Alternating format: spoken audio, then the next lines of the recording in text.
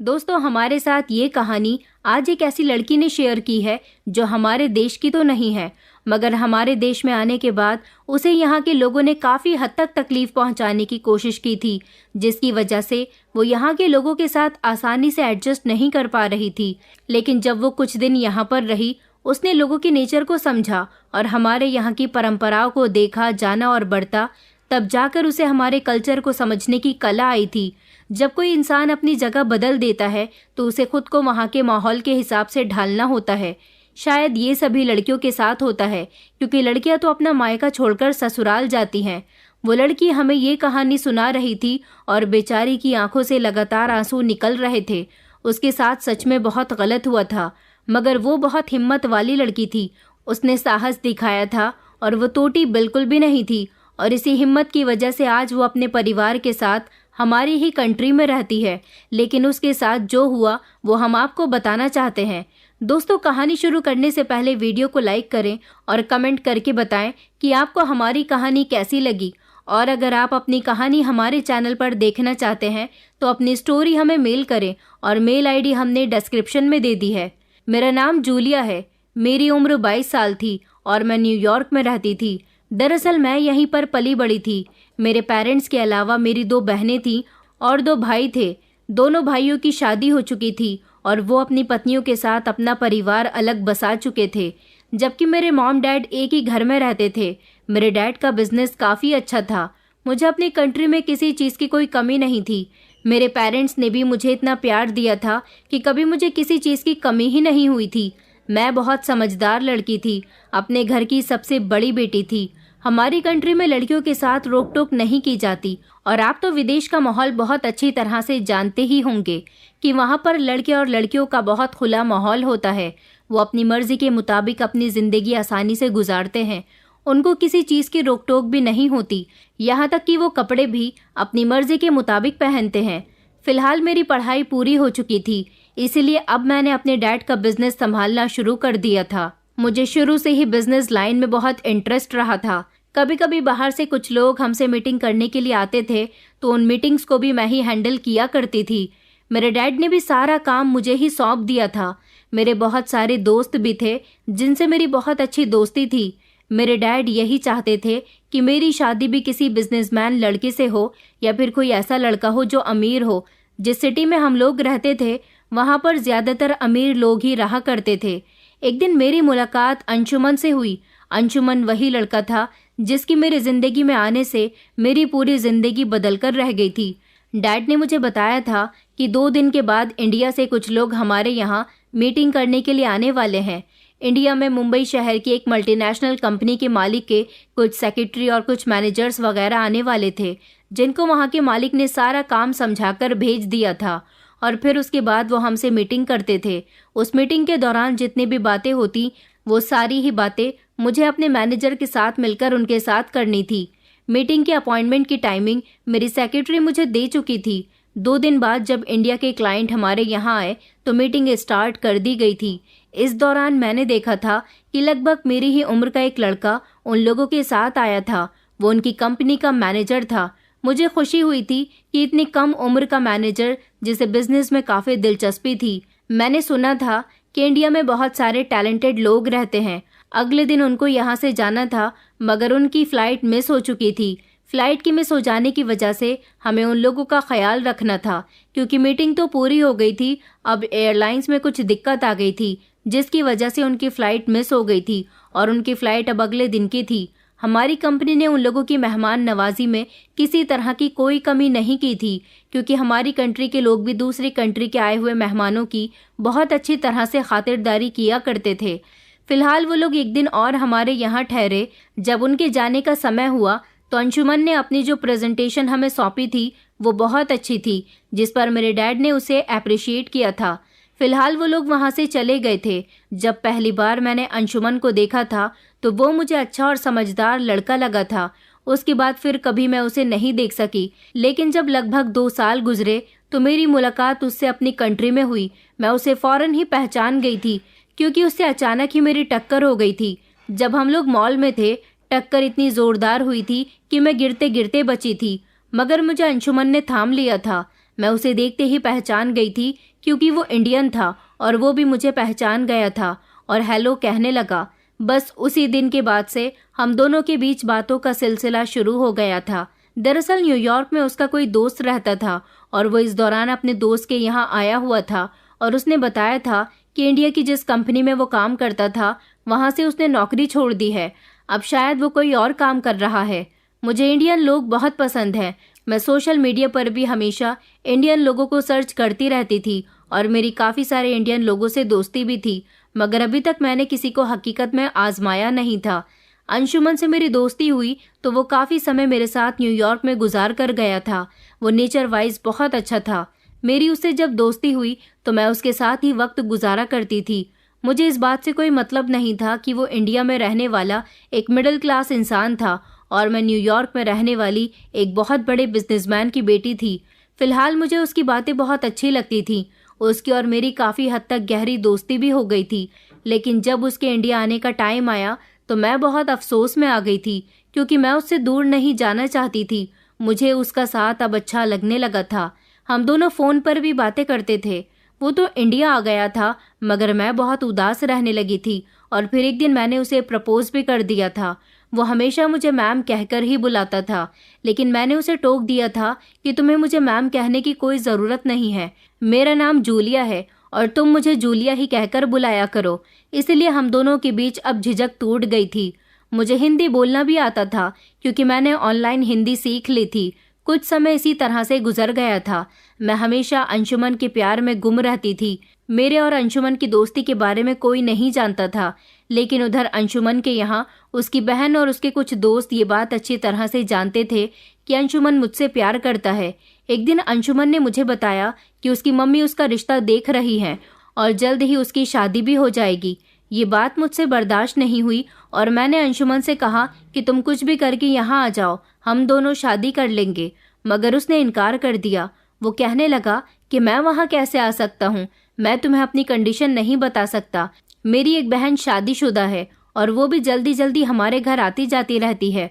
उनकी जिम्मेदारी भी मुझ पर है और मेरी बूढ़ी माँ, जिसे छोड़कर मैं हमेशा हमेशा के लिए वहाँ पर नहीं आ सकता। लेकिन तुम्हारे यहाँ तो किसी बात की दिक्कत नहीं है। तुम्हारे पापा एक बड़े बिजनेसमैन हैं। अगर तुम मुझसे प्यार करती हो तो तुम सब कुछ छोड़कर यहाँ मेरे पास आ जाओ। उसकी बात मुझे कुछ अजीब नहीं लगी थी। मैं उससे प्यार करती थी, मैं उसकी खातिर इतना तो कर ही सकती थी।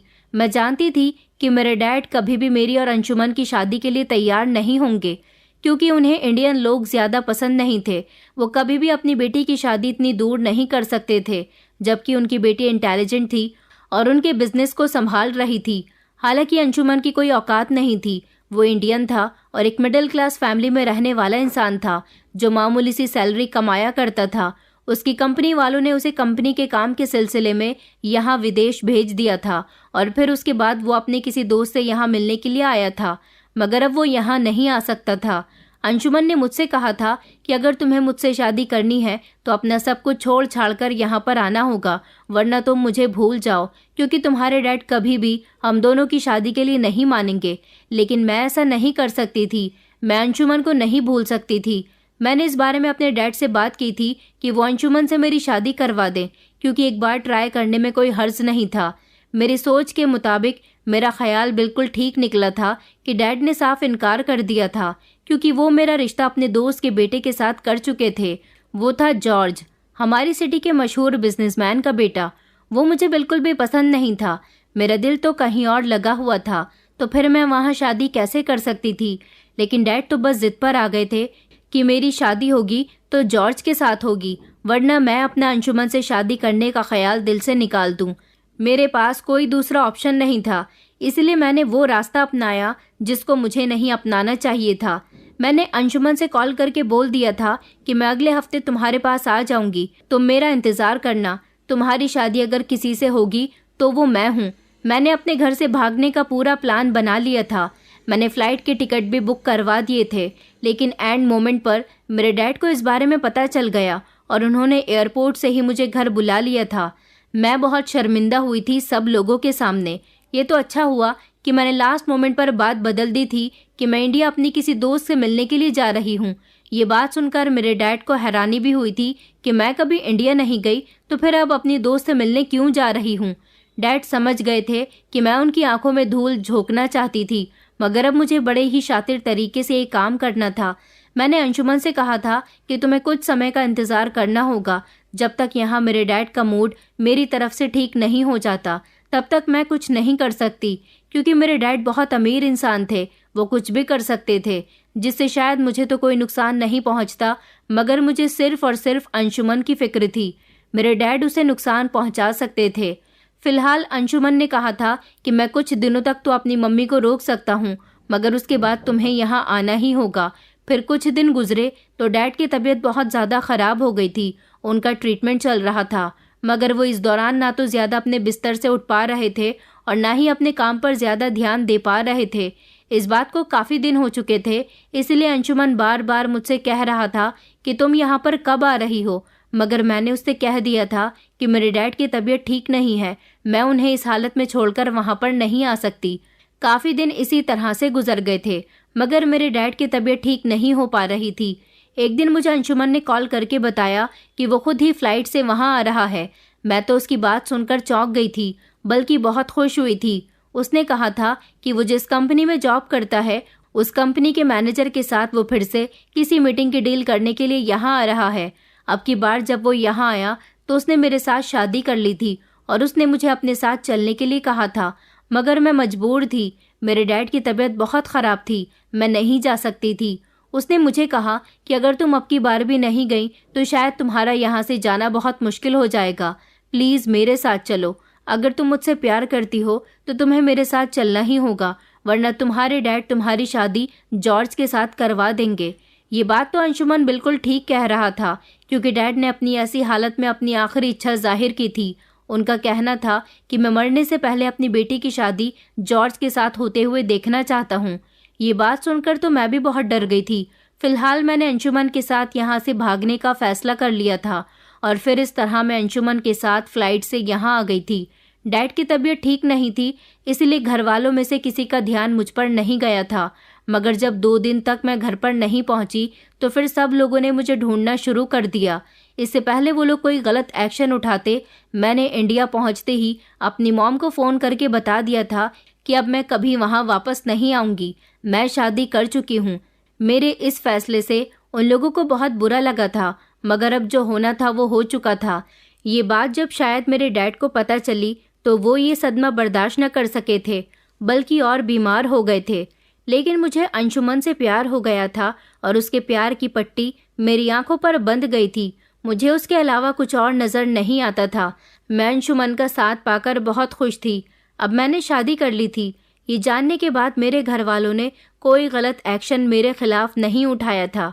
अंशुमन मुझे शादी करने के बाद अपने घर ले आया था।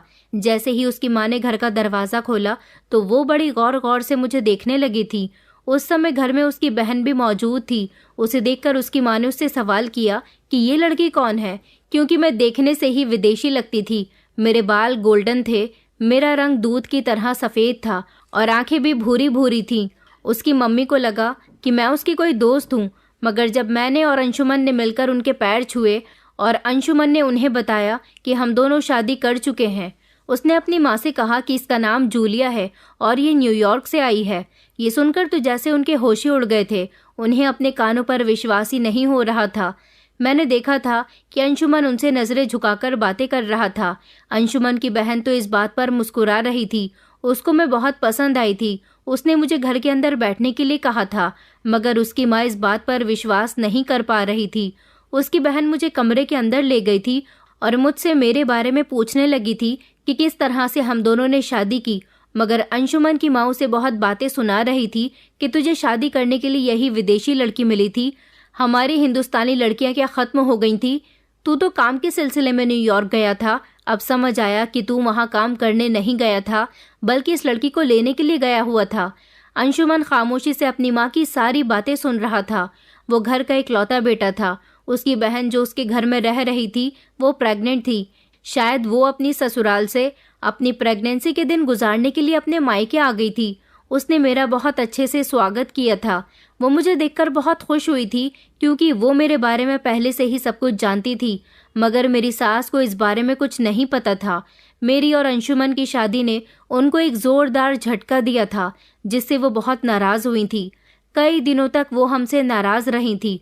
उन्होंने मुझसे भी कोई बात नहीं की थी, जबकि मैं उनसे हिंदी में बात करने की कोशिश कर रही थी।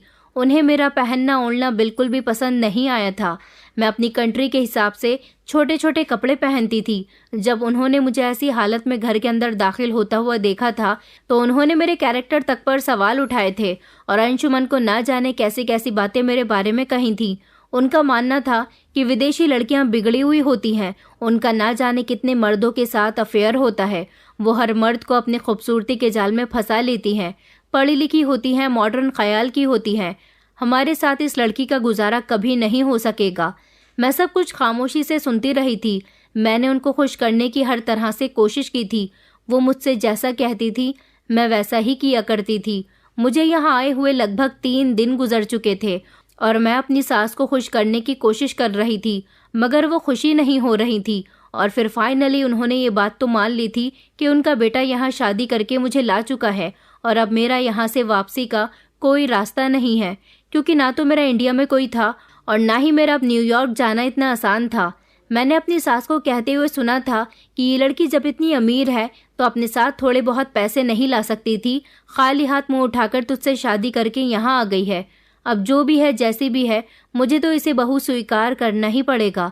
मेरी सास ने अपनी परंपराओं और रीति रिवाज के मुताबिक अंशुमन के साथ मेरी दोबारा से शादी करवा दी थी। मैं बहुत खुश हुई थी कि उन्होंने मुझे बहू एक्सेप्ट तो किया। इधर मेरी नंद का 7वां महीना चल रहा था। हमारी शादी में उनका पति भी आया था। उनका नाम कार्तिक था। जब मैं पहली बार अपने नंदोई से मिली थी तो अपनी कंट्री के हिसाब से मिली थी। मैंने उनके पैर नहीं छुए थे, बल्कि उनसे हाथ मिलाया और उनके गले लग गई थी, क्योंकि हमारे यहाँ लोग ऐसे ही मिलते थे। ये सब कुछ मेरी सास को बहुत बुरा लगा था, जबकि मेरी नंद भी मुझे घूर कर देख रही थी। मैं उन सब का ऐसा रिएक्शन देखकर कंफ्यूज हो गई थी। जब अंशुमन ने मुझे बताया कि जीजा जी के पैर छुओ, तो मैंने उनके पैर छुए और उनसे आशीर्वाद लिया। मेरी सास को इस बात पर बहुत गुस्सा आया। वो कहने लगी कि तुम्हारी पत्नी तो हमेशा दूसरों से लिपटने के लिए तैयार रहती है, इसे इतनी भी शर्म नहीं है कि वो उसका नंदोई है। मेरे पति ने अपनी माँ से कहा कि मम्मी, अगर आप मेरी पत्नी को यहाँ के तौर तरीके सिखा दोगी तो वो यहाँ के हिसाब से ही चलेगी।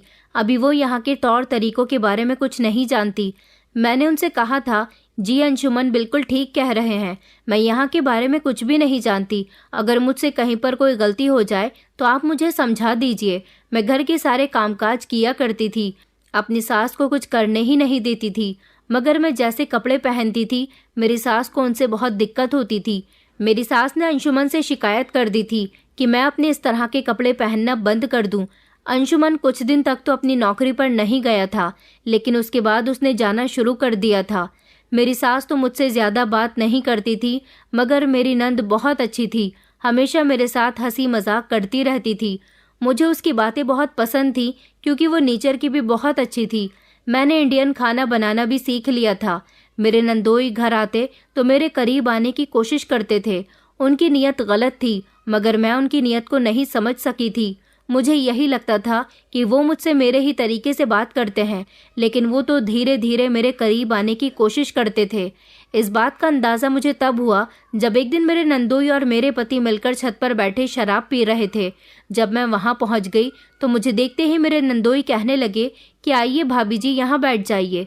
मेरे पति ने उनको बताया कि मेरी पत्नी भी ड्रिंक करती है, क्योंकि हमारे यहाँ ड्रिंक करना नॉर्मल सी बात थी। उन लोगों को ड्रिंक करते देखकर मेरा भी मन करने लगा था और मैं इंडियन ड्रिंक टेस्ट करना चाहती थी। जब मैंने थोड़ी सी ड्रिंक कर ली तो दोबारा से मेरे पति ड्रिंक बनाने लगे थे। तभी सोडा खत्म हो गया तो मैंने उनसे कहा कि मैं लेकर आती हूँ। अंशुमन ने मुझे रोक लिया और वो कहने लगे कि नहीं नहीं, तुम मत जाना, किचन में मम्मी मौजूद होंगी और अगर उन्होंने तुम्हारे मुंह से आई हुई शराब की स्मेल से पता लगा लिया कि तुमने ड्रिंक की है तो वो बहुत हंगामा करेंगी। ये बात मुझे ठीक लगी थी, इसीलिए मेरे पति खुद सोडे की बोतल लेने के लिए चले गए थे, जबकि मैं अपने नंदोई के साथ ही छत पर मौजूद थी। मेरे पति के जाने के बाद वो मेरे बराबर में आकर बैठ गए थे और मेरा हाथ पकड़ने लगे। बातों ही बातों में उन्होंने मुझे गले भी लगा लिया। न जाने क्यों उनका ये सब करना मुझे बड़ा चीप लग रहा था, क्योंकि वो इंसानियत के नाते ये सब कुछ नहीं कर रहे थे, वो मुझे गलत गलत जगह से टच कर रहे थे। मैं उनसे बचने की कोशिश कर रही थी। वो तो अच्छा था कि जल्द ही अंशुमन सोडे की बोतल लेकर आ गया था। मेरे पति के छत पर आते ही वो झट से मुझसे अलग होकर वापस अपनी जगह पर जाकर बैठ गए और कहने लगे कि मैं भाभी से उनके न्यूयॉर्क के रहन सहन के बारे में पूछ रहा था, जबकि उन्होंने फौरन ही मेरे पति से झूठ बोल दिया था। वो तो उसके जाने के बाद लगातार ही मेरी खूबसूरती की बातें कर रहे थे। जब से मैं यहाँ आई थी तब से मेरा नंदोई लगातार मेरी ससुराल में ही रह रहा था। मेरी नंद तो प्रेग्नेंट थी, इसलिए वो ज्यादातर अपने कमरे में रहती थी। मेरी सास उससे आराम करवाती थी और मैं घर के सारे काम करती थी। मेरे आ जाने से मेरी सास को बहुत फायदा हुआ था। वो मुझे नौकरानी की तरह इधर से उधर काम देती रहती थी। मैंने उनकी मर्जी के मुताबिक कपड़े पहनना शुरू कर दिए थे, मगर मुझसे साड़ी नहीं पहनी जाती थी। वो मुझसे संभलती ही नहीं थी। मैंने अपनी सास से कहा था कि मुझे कोई ऐसे कपड़े दीजिए जिसे मैं आराम से कैरी कर सकूं। साड़ी मुझसे संभलती ही नहीं थी और उसका पल्लू बार बार मुझसे गिरता रहता था, तो सास मुझे उल्टी सीधी बातें सुनाया करती थी। इसलिए मैंने उनसे ऐसा कहा था। फिर मेरी सास ने मुझे सूट पहनने के लिए दिया, जिसको मैं ठीक से पहन तो लेती थी, मगर इन कपड़ों में मुझे घुटन होती थी। मैं ज्यादातर छोटे कपड़े ही पहना करती थी, लेकिन यहाँ आने के बाद तो मुझे अपने आप को पूरी तरह से ढककर रखना पड़ता था। मेरी सास कहती थी कि हमारे यहाँ मोहल्ले के लोग आते जाते रहते हैं, इसलिए अपने सर पर पल्लू ढककर रहा करो। इस पल्लू से तो मेरा दम घुटता था। एक बार तो मेरा पति मुझे अपने साथ शॉपिंग पर लेकर जा रहा था। जब मेरी सास ने कहा कि सर पर पल्लू नहीं किया, मैंने झट से सर पर पल्लू रख लिया था।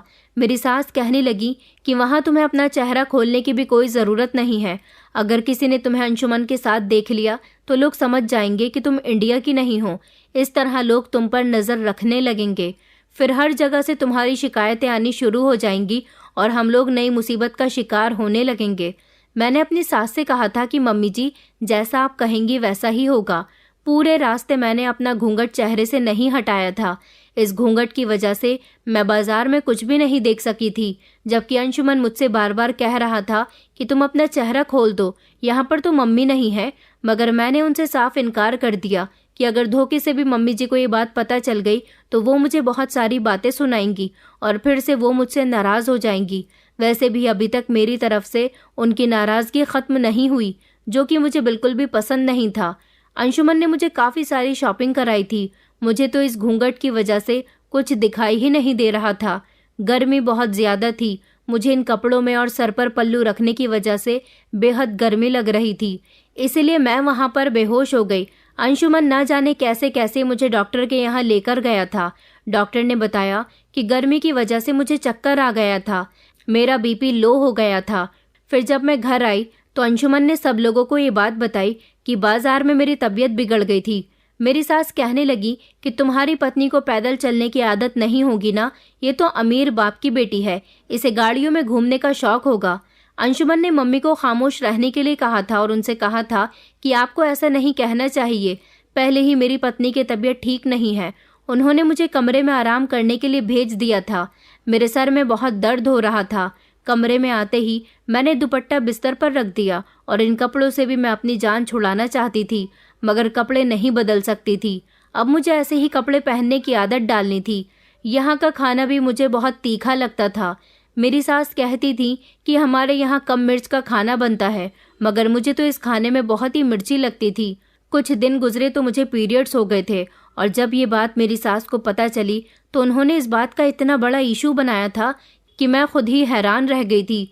मेरी सास ने मुझे अंशुमन से दूर रहने के लिए कहा था और उन्होंने मुझे सख्ती से मना किया था कि मुझे ना तो घर में किसी धार्मिक जगह पर जाना है और ना ही किचन में जाना है, यहाँ तक कि अपने पति से भी दूरी बनाकर रखनी है। उनका मानना था कि पीरियड्स होने वाली लड़कियों को अपवित्र माना जाता है।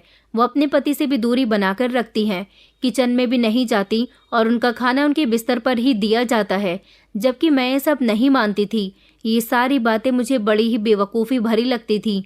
मैंने अपनी सास से कहा, पीरियड्स होना तो नेचुरल सी बात है, इसमें इतना इशू बनाने की क्या ज़रूरत है। इस बात पर मेरी सास ने कहा कि जब तुम यहाँ के बारे में कुछ नहीं जानती तो ज़्यादा बहस भी मत किया करो, बस जैसा कहती हूँ वैसा करती रहो। उस दिन हमारे घर से सब लोग किसी रिश्तेदार के यहाँ शादी में जा रहे थे। मेरा भी मन कर रहा था, मगर उनके मुताबिक मैं अपवित्र थी, इसलिए घर से नहीं निकल सकती थी। उन्होंने मुझे अपने साथ चलने के लिए साफ मना कर दिया था। मुझे हैरानी इस बात पर हो रही थी कि अंशुमन, जो कि पढ़ा लिखा था, वो भी अपने घर वालों की बातों को बहुत आसानी से मान जाता था। वो सब लोग गाड़ी में बैठकर शादी में जा चुके थे। मेरी सास ने कह दिया था कि तुम घर का दरवाज़ा अच्छे से बंद कर लेना। हमारे घर के बाहर सामने ही एक छोटा सा चाय का होटल था। वहाँ पर कुछ लड़के बैठे रहते थे जो मुझे देखकर हाय हेलो करते रहते थे। मैं भी उनको हाय हेलो कर दिया करती थी। यहाँ का मानना था कि यहाँ जब लड़कियाँ खुद होकर किसी से बोलती हैं तो उन लड़कियों को गलत माना जाता है। इस बारे में तो मैं नहीं जानती थी। मैं हर किसी से हंसी खुशी बोलती थी, उनसे हाथ मिलाती थी और कभी कभी गले भी मिलती थी। यही वजह थी कि चाय के होटल पर जो लड़के बैठे रहते थे वो हमेशा मुझ पर नज़र रखते थे। मैं कब घर से बाहर निकल रही हूँ, कब हमारे घर में क्या हो रहा है। उस दिन जब घर के सारे ही लोग घर से चले गए तो मैं बिल्कुल अकेली रह गई थी। मेरी सास जाते समय मुझसे कहकर गई थी कि मैंने तुम्हारा खाना और पानी कमरे में रख दिया है, किचन में मत जाना और खाना खा लेना। मैं अपने कमरे में बैठी टीवी देख रही थी और साथ ही साथ खाना भी खा रही थी जब अचानक मुझे छत पर किसी के कूदने की आहट हुई। घर का दरवाज़ा तो मैंने अच्छे तरीके से बंद कर लिया था, मगर छत पर इतनी ज़ोर से धमक क्यों हुई थी, मैं ये जानकर थोड़ी थोड़ी डर भी रही थी। मगर फिर मैंने इग्नोर किया कि ज़रूरी नहीं कि हमारे यहाँ ही धमक हुई हो, कहीं आसपास भी तो हो सकती है। यही सोचकर मैंने दोबारा से अपना ध्यान खाने पर लगा लिया और टीवी पर भी। अभी मैं टीवी देखने में बिजी थी। जैसे ही मेरी नज़र अपने कमरे के दरवाजे पर गई तो मेरे होश उड़ गए थे, क्योंकि कमरे के अंदर एक लड़का दाखिल हो रहा था और ये लड़का वही था जो हमारे घर के सामने बैठा रहता था और मुझे हाय हेलो करता रहता था।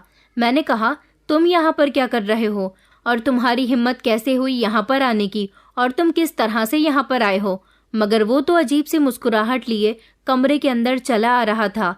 खाना तो जैसे मैंने एक तरफ फेंक दिया था। मैं बहुत डर रही थी। वो धीरे धीरे मेरे करीब आया और मेरे साथ ज़बरदस्ती करने की कोशिश करने लगा। मैं चीख रही थी, चिल्ला रही थी, उससे खुद को छुड़ाने की कोशिश कर रही थी, मगर वो तो मेरे ऊपर लपका ही जा रहा था। वो इतना ताकतवर था कि मैं उसकी ताकत को बर्दाश्त नहीं कर पा रही थी। मैं ज़ोर ज़ोर से चिल्ला रही थी कि कोई मेरी मदद के लिए आ जाए। वो मुझसे कह रहा था कि आज घर में कोई नहीं था, इसीलिए मौका देखकर मैं तुमसे मिलने के लिए आ गया। तुम बहुत खूबसूरत हो। अंशुमन के तो मज़े आ गए जो वो एक फॉरेनर लड़की को यहाँ पर ले आया। इस तरह तो उसका भी एंटरटेनमेंट हो जाएगा और हमारा भी। उसकी इस तरह की बातें मुझे बहुत गुस्सा दिला रही थी। मैं उससे बचने की बहुत कोशिश कर रही थी। मुझे समझ नहीं आ रहा था कि मैं क्या करूं।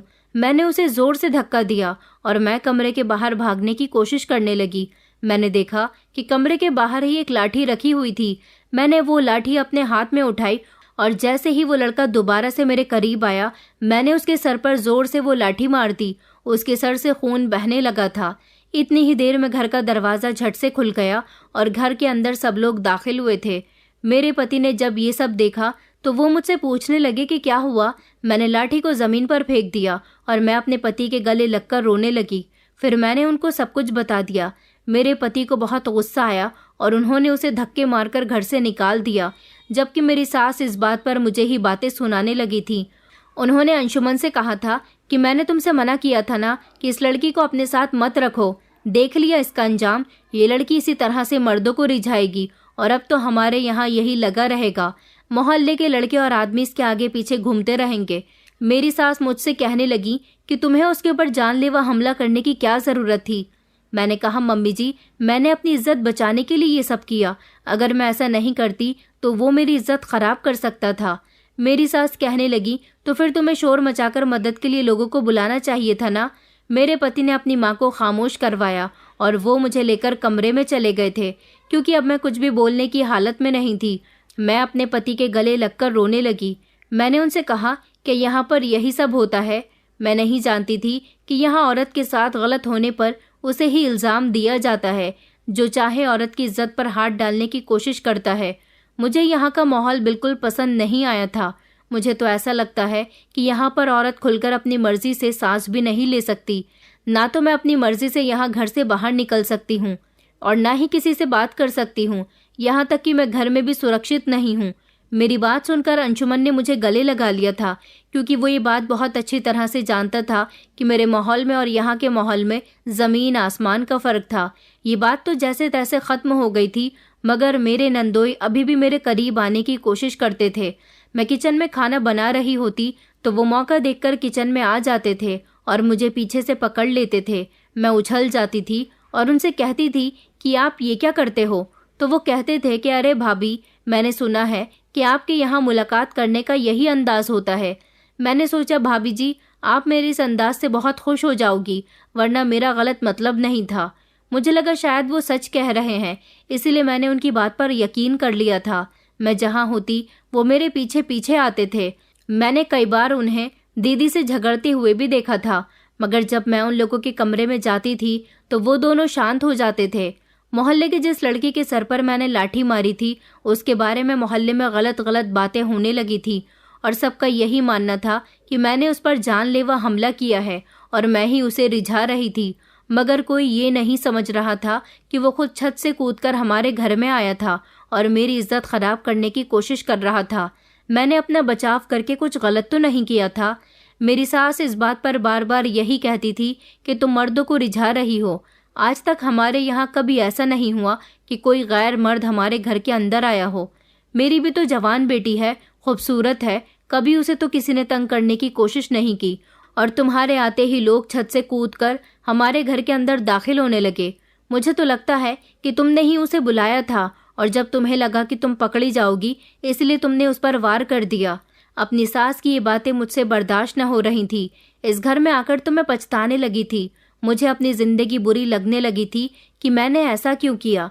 मुझे रो रो कर अपने मम्मी पापा की याद आती थी। हाँ, इस पर मुझे इतनी तसल्ली थी कि मेरा पति तो मेरे साथ था, जिसने मेरा साथ नहीं छोड़ा था। वो कभी मुझे बुरा नहीं कहता था। कई दिन और इसी तरह से गुजर गए थे। मैं अपनी नंद का बहुत ख्याल रखती थी। उसका डिलीवरी का समय आने वाला था। वो भी मुझसे बहुत खुश रहती थी। अंशुमन भी मुझसे बहुत प्यार करता था। वो हमेशा मेरी खुशी की खातिर सब कुछ करने के लिए तैयार रहता था, मगर मेरी सास उसे हर काम के लिए रोक दिया करती थी। मेरी सास जितना हो सकता उसे मना करती थी कि वो मेरा कहना ज्यादा न माना करे। इसलिए अंशुमन अपनी मम्मी के सामने मुझसे दूर दूर रहता था। एक तरफ वो मेरा पति तो दूसरी तरफ अपनी माँ का बेटा भी था, इसलिए उस बेचारे को हम दोनों की बात माननी पड़ती थी। हम दोनों के बीच वो दबकर रह गया था। सबसे ज्यादा तो वो अपनी मम्मी से परेशान था। एक कपल घर में जिस तरह से रहते हैं, मेरी सास हमें उस तरह से भी रहने नहीं देती थी। यहाँ तक कि मेरे पीरियड्स के दिनों में वो मुझसे कहती थी कि मैं ज़मीन पर अपना बिस्तर करके सोया करूं और अंशुमन के बिल्कुल करीब न जाया करूं। एक दिन मुझे अपने घर वालों की बहुत याद आ रही थी, इसलिए मैंने अपनी बहन लीज़ा को फ़ोन किया। मेरी हिम्मत तो नहीं हो रही थी, मगर मुझे रह रहकर इस बात का एहसास हो गया था कि अपने पेरेंट्स की बात ना मानने की वजह से मेरे साथ गलत होता है। मैंने लीज़ा को कॉल की तो वो मुझसे बहुत नाराज़ थी, मगर थोड़ी देर बात करने के बाद उसने मुझे माफ़ कर दिया था। उसने बताया कि तुम्हारे जाने के 1 महीने के बाद डैड की मौत हो गई, जबकि मॉम डैड का बिजनेस संभाल रही है। अपने डैड की मौत पर मुझे बहुत अफसोस हुआ था। मैंने कहा था कि काश मैं डैड से आखिरी समय में मिल सकती। लीज़ा कहने लगी कि तुमने जो हरकत की थी उसके बाद तो डैड तुम्हारी शक्ल भी नहीं देखना चाहते थे। उन्होंने कहा था कि अगर किसी ने मेरे मरने पर भी उसे बुलाया तो अच्छा नहीं होगा। वो तुमसे बहुत नाराज़ थे। लीज़ा का फ़ोन कटने के बाद मैं बहुत दुखी थी कि क्या मेरे डैड मुझसे इतनी नफ़रत करने लगे थे। मैंने इतना भी गलत नहीं किया था। उस दिन मैं बहुत रोई थी। अभी मैं अपने कमरे में बैठी हुई ही थी, तभी अचानक मेरी नंद के ज़ोर ज़ोर से चीखने की आवाज़ आने लगी। मैं दौड़कर अपनी नंद के कमरे में गई तो देखा कि मेरी नंद दर्द से तड़प रही थी। उसे लिवर पेन हो रहा था। हम सब उसे अस्पताल लेकर भागे। उसे एडमिट कर लिया गया था। डॉक्टर ने अंशुमन को दवाई का पर्चा दिया और उसे दवाइयाँ लाने के लिए कहा था, जबकि मेरी सास कहने लगी कि अब यहाँ अस्पताल में मुझे 3-4 दिन रुकना पड़ जाएगा। मगर मैं सामान वाला बैग तो जल्दबाजी की वजह से घर पर ही भूल आई हूँ। मैंने अपनी सास से कहा कि मम्मी जी, घर से सामान वाला बैग मैं आपको लाकर देती हूँ, आपको चिंता करने की ज़रूरत नहीं है। मेरी सास ने कहा कि अच्छा ठीक है, चली जाओ, मगर जल्दी आना, रात का समय हो रहा है। तभी मेरे नंदोई बोल पड़े थे और उन्होंने कहा कि माँ जी, भाभी जी रात के समय अकेली कैसे जाएंगी, ठीक नहीं रहेगा। इस समय वैसे भी शहर का माहौल बहुत खराब चल रहा है, मैं आपको अपनी गाड़ी पर लेकर चलता हूँ। मेरी सास ने कहा कि सामान मेरे बेडरूम में रखा हुआ है, वहां से ले लेना। उन्होंने मुझे कार्तिक जीजाजी के साथ गाड़ी पर घर से सामान लेने के लिए भेज दिया था। जब मैं घर आई तो मैं अपनी सास के कमरे में चली गई थी। मैं अभी बैग ढूंढ ही रही थी जब अचानक नंदोई मेरी सास के कमरे में आए और उन्होंने दरवाजा अंदर से बंद कर लिया। मैंने झटके से पीछे की तरफ देखा तो मैं ये देखकर चौंक गई थी। मैंने कहा, आप ये क्या कर रहे हो, आपने दरवाजा क्यों बंद किया? तो वो हंसने लगे और कहने लगे कि कुछ नहीं भाभी जी, बस आपसे अकेले में मिलने का मन कर रहा था। कब से आपसे अकेले में मिलने का मौका ढूंढ रहा हूँ, ऐसा कोई मौका मिलता ही नहीं था। आज बहुत अच्छा मौका मिला है और मैं इस मौके को अपने हाथ से नहीं जाने दूंगा। उनकी बातें सुनकर तो मैं शॉक्ड रह गई थी। पहले तो मुझे उनकी इस बात का मतलब समझ नहीं आया था, लेकिन जब वो मेरे करीब आए और उन्होंने मुझे धक्का देकर बेड पर लिटा दिया तो मैंने जोर जोर से चिल्लाना शुरू कर दिया था। मैं बहुत डर गई थी। मेरी कुछ समझ में नहीं आ रहा था कि मैं क्या करूं। मैं उन्हें पीछे धकेलने की बहुत कोशिश कर रही थी, मगर वो थे कि मेरे साथ जबरदस्ती किए जा रहे थे। उन्होंने मुझे बेड पर बड़ी मजबूती से लिटाया हुआ था। मैं अपने हाथ पैर मारने की भी कोशिश कर रही थी। मुझे उनसे ऐसी उम्मीद नहीं थी। अब मुझे समझ आया था कि उनका मेरे इतने क्लोज आने का ये मतलब था। वो इस बात का फायदा उठाते थे कि मैं फॉरेनर हूँ। मगर अब मैं यहाँ आ गई थी तो धीरे धीरे यहाँ पर रहने वाले लोगों को समझ गई थी। मैंने देखा कि मेरे बेड के बराबर में ही साइड टेबल पर शीशे का फ्लावर पॉट रखा हुआ था। मैंने अपना हाथ लंबा करके वो फ्लावर पॉट उठाया और अपने नंदोई के सर पर जोर से दे मारा था, जिससे मेरे नंदोई के सर से खून बहने लगा था और वो घायल हो गए थे। मैं जल्दी से उनके पास से उठी। अपनी इज्जत बचाने का मेरे पास सिर्फ एक यही रास्ता था, मगर उनको तड़पता हुआ देखकर मेरे पैरों तले से जमीन निकल गई थी, क्योंकि वो बेहोश हो गए थे। उनके सर से बेहद खून बह रहा था। मेरी समझ नहीं आ रहा था कि मैं क्या करूं, क्योंकि मुझसे बहुत बड़ी गलती हो गई थी। मुझे उनके साथ ऐसा नहीं करना चाहिए था। वो मेरी नंद के पति थे, उधर उनकी पत्नी बच्चे को जन्म देने वाली थी। मैं तो अपना सर पकड़कर बैठ गई थी और मैंने रोना शुरू कर दिया था। मेरी सास ने मुझे उस लड़के पर हमला करने वाली बात पर ही इतनी बातें सुनाई थी, तो अपने दामाद पर न जाने वो क्या करती। मैं जानती थी कि सबका इल्जाम भी मुझे ही दिया जाएगा। सब लोग मुझे गलत समझेंगे। ये इंडियन लोग हैं, बहुत ही जज्बाती हैं। अब की बार तो शायद अंशुमन भी मुझे गलत समझ सकता है, क्योंकि वो इस बात को सोचेगा कि मैंने उसकी बहन का घर खराब कर दिया। अब न जाने क्या होगा। मेरी तो रो रो कर हालत बुरी हो गई थी। मैं जीजा जी को जगाने की कोशिश कर रही थी, मगर वो होश में ही नहीं आ रहे थे। मेरे पास अंशुमन को कॉल करने के अलावा और कोई रास्ता नहीं था। मैंने अंशुमन को कॉल की। कॉल रिसीव करते ही अंशुमन ने कहा था कि तुम कहाँ रह गई हो जूलिया, तुम जीजा जी के साथ कब से गई हुई हो, जल्दी आओ ना, दीदी ने एक बेटी को जन्म दिया है। मैंने अंशुमन की बात का कोई जवाब नहीं दिया, बल्कि मैं रोने लगी। मेरे रोने की सिसकियां सुनकर वो समझ गया था कि मैं परेशान हूँ और मैं रो रही हूँ। उसने मुझसे सवाल किया और वो घबरा गया। कहने लगा कि क्या हुआ, तुम रो क्यों रही हो, क्या बात है? मैंने रोते हुए कहा कि मैं तुम्हें फ़ोन पर कुछ नहीं बता सकती, बस तुम जल्दी से घर आ जाओ, मैं बहुत बड़ी मुश्किल में फंस गई हूँ। उसने कहा रुको, मैं अभी घर आता हूँ। वो झट से घबराते हुए घर आ गया था। जब उसने जीजा जी की ऐसी हालत देखी तो उसने मुझसे पूछा कि क्या हुआ है इनको। मैं उसके गले से लिपट गई और मैंने कहा कि मुझे यहाँ पर नहीं रहना, मुझे यहाँ से जाना है। मुझसे गलती हो गई जो मैं तुम्हारी जिंदगी में आई। मुझ जैसी लड़की को ना जाने यहाँ के लोगों ने क्या समझ लिया। जिसका मन करता है वो मुझे इस्तेमाल करने की कोशिश में लगा रहता है। मैंने कहा मेरे डैड सही कहा करते थे कि तुम्हारा मेरा कोई मेल नहीं है, तुम्हारे और मेरे स्टैंडर्ड में भी काफी फर्क है। उस दिन तो मोहल्ले के लड़के ने मुझ पर गंदी नजर डालने की कोशिश की थी और मेरे साथ जबरदस्ती की थी, मगर आज तुम्हारे जीजा जी मेरे साथ ये सब करने जा रहे थे। मेरे हाथ में फ्लावर पॉट आया और मैंने उनके सर पर मार दिया। मैं जानती हूँ कि मैंने तुम्हारी बहन के सुहाग को उजाड़ने की कोशिश की, मगर मैं क्या करती कि एक औरत को अपनी इज्जत बचाने का भी पूरा पूरा हक नहीं है। मैं जानती हूँ कि तुम और तुम्हारी मम्मी मुझे गलत समझोगे, क्योंकि बात अब तुम्हारी बहन के पति पर आ गई है। मैं यहाँ रहकर आखिर कब तक खुद को बचाती रहूं? कब तक मैं तुम्हारी मम्मी की नज़रों में गलत बनती रहूं?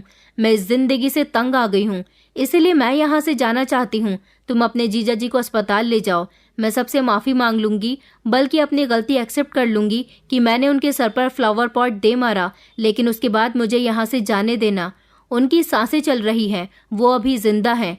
अंशुमन ने मेरी बातें सुनकर मुझे तसल्ली दी थी और कहा था कि अब तुम्हारे साथ कोई गलत नहीं करेगा, मैं तुम्हारे साथ हूँ, तुम परेशान मत हो, तुमने जो भी किया बिल्कुल ठीक किया। एक बार जीजा जी को होश में आने दो, मैं उनसे तब बात करूँगा। अंशुमन ने अपने जीजा जी को अस्पताल में भर्ती करवाया, मगर मेरे दिल में अभी भी यही डर था कि मेरी सास इस बात पर बहुत गुस्सा करेंगी, न जाने वो कैसा हंगामा क्रिएट करेंगी। मेरा पति इस अस्पताल में अपने जीजा जी को भी लेकर आ गया था, जहां पर मेरी नंद भी एडमिट थी। मेरी सास को जब ये सब कुछ पता चला तो उन्होंने मेरे मुंह पर एक जोरदार थप्पड़ मारा था और मुझसे कहा था कि अगर मेरी बेटी का सुहाग उजड़ गया तो मैं तुझे घर से बाहर निकाल दूंगी। अंशुमन उस समय वहां पर नहीं था। 3-4 दिन तक मेरी नंद अस्पताल में रही और मेरे नंदोई का भी ट्रीटमेंट चल रहा था। वो होश में तो आ गए थे, मगर बहुत शर्मिंदा थे, किसी से नज़र नहीं मिला पा रहे थे। उनको ये लगता था कि वो मेरी इज्जत खराब कर देंगे और मैं हिंदुस्तानी लड़कियों की तरह खामोश होकर बैठ जाऊंगी, किसी को कुछ नहीं बताऊंगी और ना ही अपना बचाव करूंगी। मेरी नंद को नहीं पता था कि इतना सब कुछ हो गया। वो जब जब अपने पति के बारे में पूछती तो मेरी सास कोई न कोई बहाना बना दिया करती थी। जब मेरी नंद डिस्चार्ज हुई तो घर आने के बाद मेरे पति ने उसको सब कुछ बता दिया था। मेरी सास को लगा था कि उनकी बेटी ये बात सुनकर रोएगी, तड़पेगी और मुझे भी बुरा भला कहेगी और कहेगी कि इस लड़की को ही इस घर से निकाल दो। शायद मैं भी ऐसा ही समझ रही थी कि मेरी नंद भी अपनी माँ की तरह मुझे बुरा समझेगी, मगर वो ऐसी नहीं थी। उसने एक ऐसी बात कही जिसे सुनकर मुझे अपने कानों पर विश्वास नहीं हो रहा था। मेरी सास जो अपनी बेटी के सामने ही मुझे बुरा भला कह रही थी, उसने अपनी माँ को खामोश करवा दिया और वो रोते हुए कहने लगी, भैया मम्मी आप लोग प्लीज खामोश हो जाइए। मम्मी आप भाभी को बातें सुनाना बंद कीजिए। आप भाभी को तो बुरा भला कह रही हो कि आपने ये जानने की कोशिश की कि अगर भाभी की यह हालत है तो वो क्यों है, क्यों वो आपकी बहू के साथ जबरदस्ती कर रहा था। वो मेरा पति है, उसे मेरे लिए सीरियस रहना चाहिए था, मगर वो तो दूसरी औरतों पर हमेशा नजर रखता है। मेरी उसके साथ शादी को 8 साल हो गए। 8 साल बाद उसे ऊपर वाले ने पिता बनाया, लेकिन फिर भी उसे इस बात का एहसास नहीं कि अब उसके आगे भी बेटी आ गई है। शायद उसके किए का फल उसकी बेटी को भी मिल सकता है। वो इंसान है ही घटिया। मैं तो उसके साथ सिर्फ इसीलिए गुजारा कर रही हूँ क्योंकि मैं अपना घर खराब नहीं करना चाहती थी, लेकिन वो इंसान मेरे काबिल ही नहीं है। मैं हर बार खामोश रही, चुप रही कि वो अब सुधर जाए, मगर वो कभी नहीं सुधर सकता। एक बार मैं मार्केट जाने के लिए घर से निकल गई थी। घर में नौकरानी अकेली थी, लेकिन जब मैं आधे रास्ते तक पहुंची तो मुझे याद आया कि मैं अपना पर्स तो घर ही भूल आई हूँ। मैं वापस जब घर पर आई तो मुझे अपनी नौकरानी के चीखने चिल्लाने की आवाज़ आ रही थी और मैंने खुद अपनी आंखों से इस इंसान को अपनी नौकरानी के साथ ज़बरदस्ती करते हुए देखा था। वो दिन मेरे लिए बहुत खतरनाक दिन था। मुझे यकीन नहीं था कि मेरा पति ऐसा भी हो सकता है। मैंने उसी समय नौकरानी को तो नौकरी से निकाल दिया था, मगर अब जब उसने मेरी भाभी पर भी गंदी नज़र डाली तो क्या आप लोग ये चाहते हैं कि भाभी भी यहाँ से चली जाए? मैं ऐसा नहीं होने दूंगी। एक इंसान की वजह से मैं सबको नुकसान नहीं पहुँचने दे सकती। वो धीरे धीरे चलती हुई मेरे करीब आई और मेरा हाथ थामकर कहने लगी कि भाभी आपने उसके साथ बिल्कुल ठीक किया। आप तो बहुत हिम्मत वाली हो। आपने उस मोहल्ले के लड़के पर भी हमला कर दिया था। वो कभी अब यहाँ आपकी इज्जत पर नज़र नहीं डालेगा। और आपने मेरे पति के साथ भी बिल्कुल ठीक किया। आपको डरने की ज़रूरत नहीं है। मेरा पति अगर मरता है तो मर जाए, मैं कभी उसे माफ़ नहीं करूँगी और अब मैं कभी उसके साथ नहीं रहूँगी। मुझे उससे डिवोर्स चाहिए। उसकी ये बात सुनकर मेरी सास उसके पास गई और कहने लगी कि तू ये कैसी बातें कर रही है बेटा, वो तेरा पति है, जैसा भी है तुझे उसके साथ जिंदगी गुजारनी होगी। मेरी नंद ने अपनी माँ से कहा कि मैं एक ऐसे इंसान के साथ जिंदगी कैसे गुजारूं जो मुझे छोड़कर दूसरी औरतों पर नजर रखता है। अब उसके आगे बेटी आ गई है, क्या पता वो अपनी बेटी पर भी गंदी नजर रखने लगे। मुझे ऐसे इंसान का कोई भरोसा नहीं है। मैं अपनी बेटी की परवरिश ऐसे इंसान के साथ मिलकर नहीं कर सकती जिसे औरतों की इज्जत करना ही नहीं आता, जो औरतों को पैर की जूती समझता है। मेरी नंद ने फैसला कर लिया था कि वो अपने पति को छोड़ देगी। उसका पति अगले ही दिन रिकवर होकर जब घर आया तो मेरी नंद ने उसे घर के अंदर दाखिल नहीं होने दिया और इससे डिवोर्स मांग ली थी। मेरा नंदोई बहुत शर्मिंदा हुआ था। वो अपने किए की माफ़ी मांग रहा था क्योंकि वो जान चुका था कि उसके आगे भी अब बेटी आ गई है और उसे उम्मीद नहीं थी कि उसकी पत्नी उसे छोड़ सकती है। मेरी नंद ने उसे माफ नहीं किया, उसने उससे डिवोर्स ले ली और फिर वो आज भी हमारे घर पर अपनी बेटी के साथ रह रही है। मुझे अपनी नंद को देखकर बेहद अफसोस होता है कि उस बेचारी के साथ बहुत गलत हुआ, मगर हम उसे किसी चीज़ की कमी नहीं होने देते, उसका बहुत ख्याल रखते हैं। वक्त के साथ साथ मेरी सास को भी अकल आ गई और फिर वो भी मेरे साथ बेहतर हो गई। जब उन्होंने देखा कि मैं उनकी बेटी का बहुत ज़्यादा ख्याल रखती हूँ और हर किसी को खुश रखने की कोशिश करती हूँ, तो उनका नेचर मेरे साथ बिल्कुल ठीक हो गया।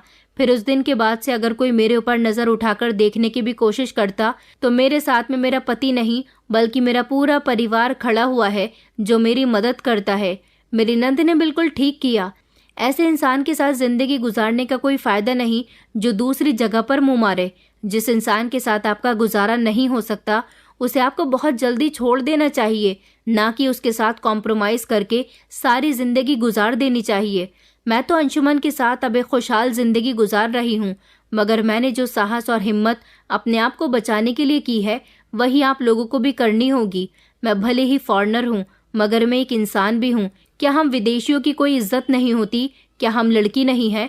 तो क्या इस समाज में लड़कियों को गंदी नज़र से देखा जाता है और उनके साथ गलत व्यवहार किए जाते हैं?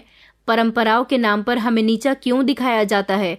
मुझे आप लोगों से अपने जवाब का इंतज़ार रहेगा और मेरी ये कहानी आपको कैसी लगी मुझे ज़रूर बताइएगा। दोस्तों, उम्मीद करती हूँ आपको हमारी कहानी पसंद आई होगी। कहानी पसंद आई है तो वीडियो को लाइक करें, चैनल पर नए हैं तो चैनल को सब्सक्राइब करें और हाँ, नोटिफिकेशन बेल को ज़रूर दबाएं ताकि अगली अपडेट सबसे पहले आपको मिले।